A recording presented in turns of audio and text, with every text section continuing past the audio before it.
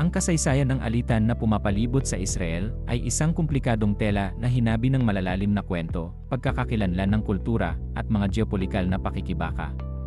Sa loob ng mga dekada, ang rehiyon ito ay naging larangan ng mga ideolohiya kung saan ang paghahangad ng soberanya at seguridad ay madalas na tumatama sa mga aspirasyon ng iba.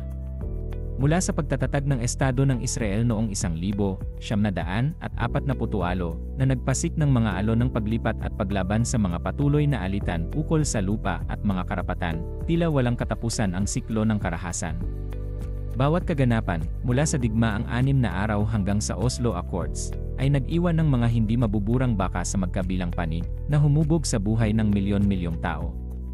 Ang pag-unawa sa kasaysayan ito ay mahalaga dahil ipinapakita nito hindi lamang ang sakit ng alitan, kundi pati na rin ang tibay ng mga nagnanais ng kapayapaan.